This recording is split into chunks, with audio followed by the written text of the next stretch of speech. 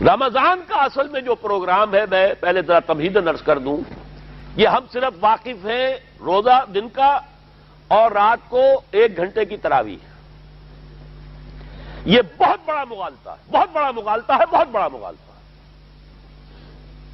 روز اصل میں رمضان کا پروگرام کیا ہے؟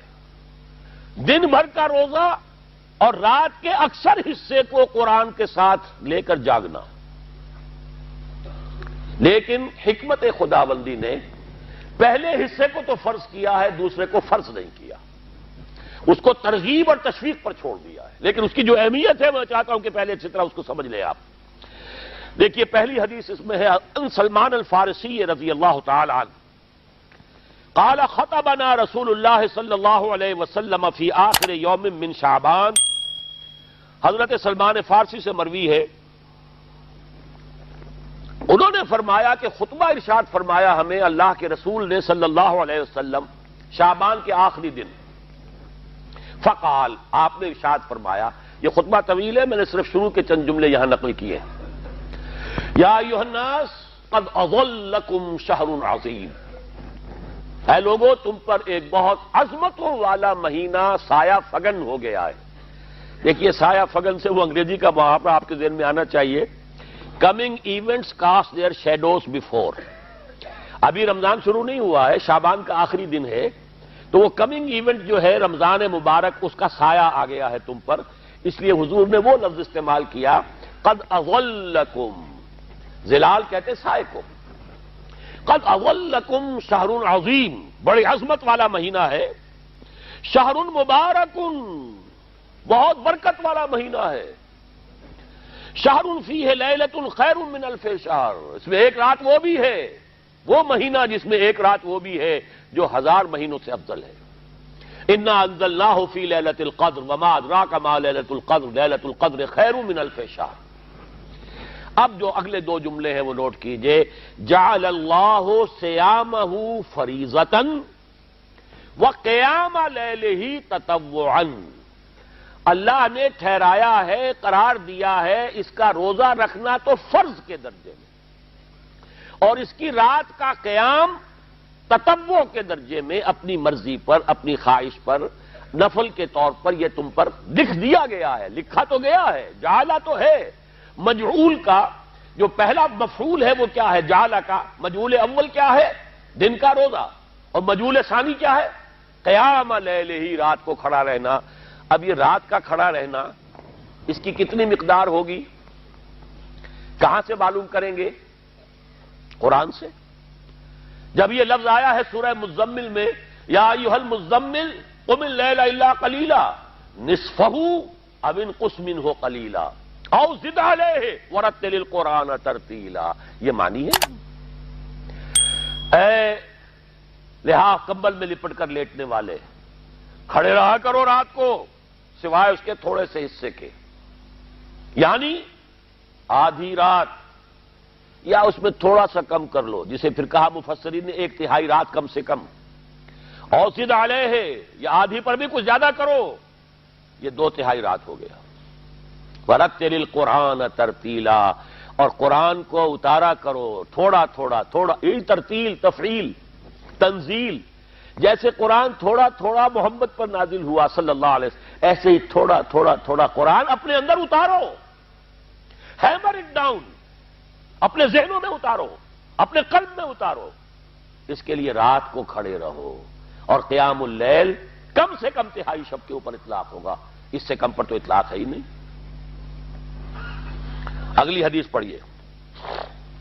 اور یہ ہے جو عام طور پر ہر مسجد میں بھی آج کل خوب یہ گونج رہی ہوگی، حدیث بیان ہوتی ہے، اس لیے کہ بخاری اور مسلم دونوں میں موجود ہے، متفق علیہ روایت ہے. اس سے اونچا تو درجہ سند کے اعتبار سے تو حدیث کا کوئی اور درجہ اس سے اونچا ہے نہیں. عن ابی ہریرہ رضی اللہ عنہ قال قال رسول اللہ صلی اللہ علیہ وسلم، حضرت ابو ہریرہ سے روایت ہے، آپ نے فرمایا کہ حضور نے ارشاد فرمایا، من صام رمضان ایمانا و احتسابا غفر له ما تقدم من ذنبه، جس نے روزہ رکھا رمضان مبارک کے دوران اللہ پر یقین رکھتے ہوئے اور اس سے اجر و ثواب کے حاصل ہونے کی امید میں، اس کے تمام پچھلے گناہ معاف ہو جاتے ہیں.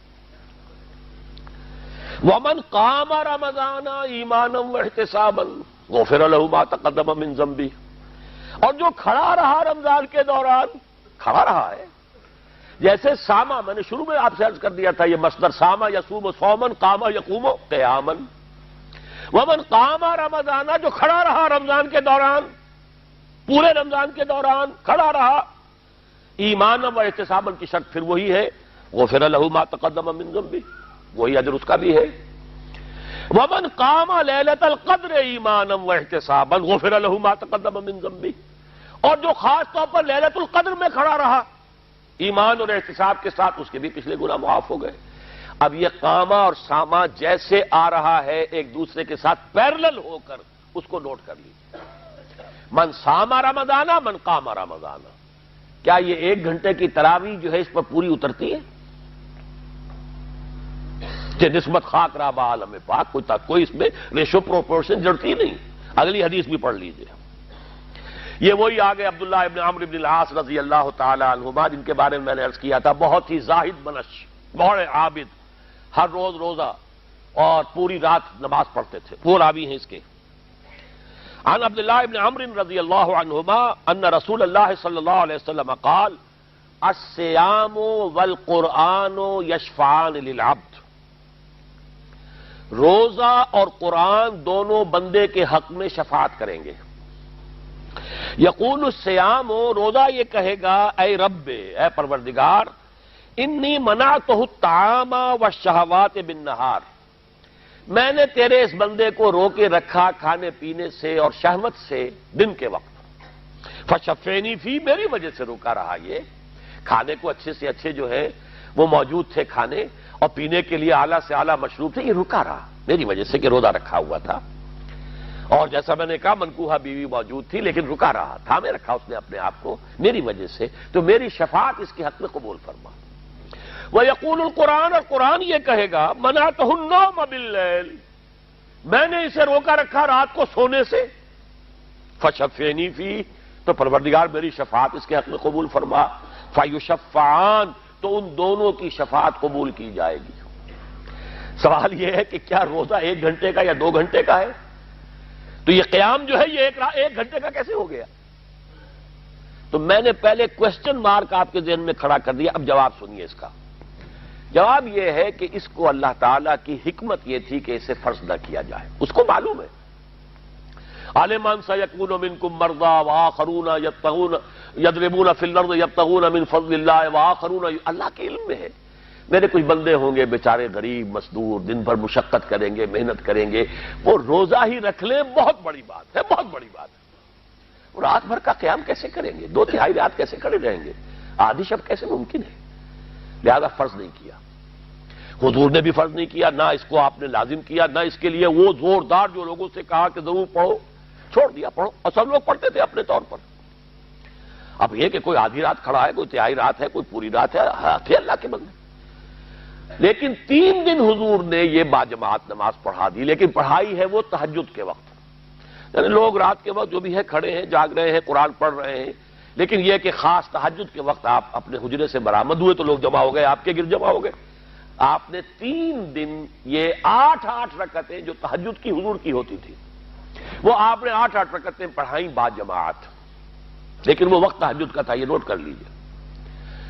4تھے دن بھی صحابہ منتظر رہے کہ اب حضور برآمد ہوں گے، تشریف لائیں گے، نہیں آ رہے حضور، تو کچھ کھنگار بھی رہے ہیں کہ کہیں پتہ نہیں حضور کہیں اونگ نہ آ گئی ہو تو ہماری آوازوں سے جاگ جائیں، پھر بھی نہیں آئے حضور۔ اگلے روز آپ نے فرمایا کہ میں جان بوجھ کر نہیں آیا، میں اگر یہ متواتر تمہیں پڑھاؤں گا تو یہ تم پر فرض ہو جائے گی۔ یہ ہے وہ رافت اور رحمت، بالمومنین رؤوف الرحیم، جو اللہ تعالیٰ کی شان ہے رحمان الرحیم ہونے کی، بالمومنین رؤوف الرحیم، یہ محمد الرسول اللہ بھی ہے، تم پر یہ سختی جو ہے یہ تمہارے لیے قابل برداشت نہیں ہوگی، لہذا میں نے یہ 3 دن صرف پڑھائی ہے، اگر مسلسل پڑھاتا تو فرض ہو جاتی۔ یہاں تک تو ہے حکمت نبوی کا معاملہ، اب آیا حکمت صحابی یا حکمت خلیفہ راشد۔ یہی معاملہ رہا حضور کی حیات طیبہ کے دوران، یہی حضرت ابوبکر رضی اللہ تعالیٰ عنہ کی خلافت کے دوران، یہی حضرت عمر کا بھی ابتدائی دور۔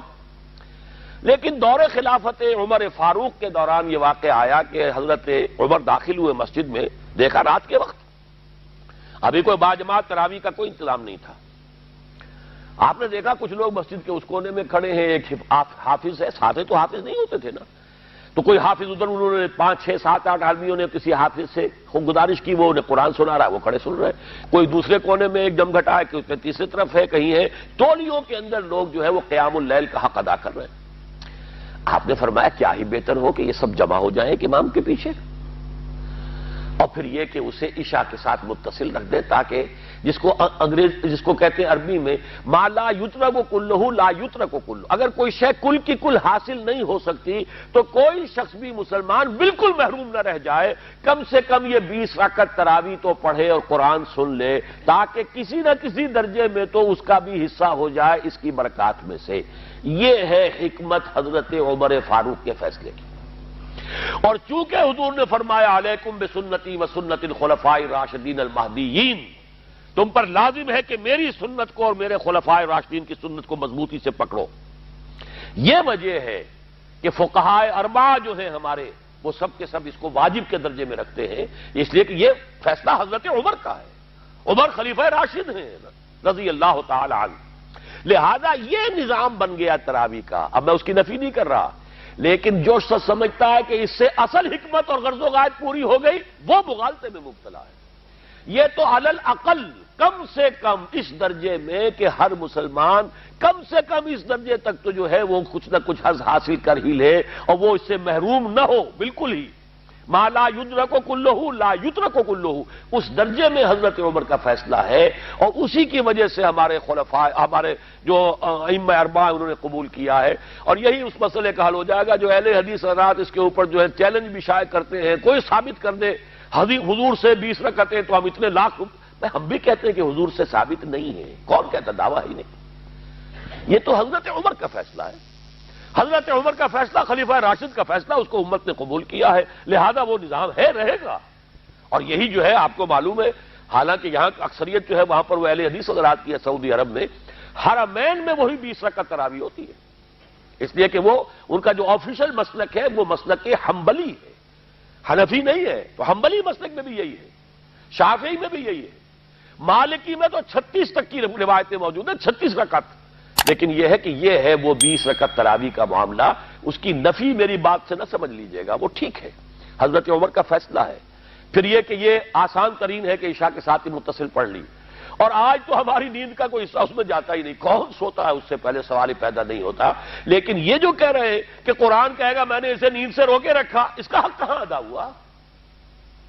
اس کا حق تو ادا ہوگا کہ تہائی ورنہ نصف شب کے لگ بھگ آپ جاگے قرآن کے ساتھ۔ اب سمجھیے اس کی غرض و غایت کیا ہے۔ اگر قرآن رمضان کا یہ دوگنا پروگرام سامنے آ گیا، اصلاً جو مطلوب ہے دن بھر کا روزہ اور رات کے اکثر حصے کا کم سے کم نصف شب جو ہے اس میں جاگنا قرآن کے ساتھ،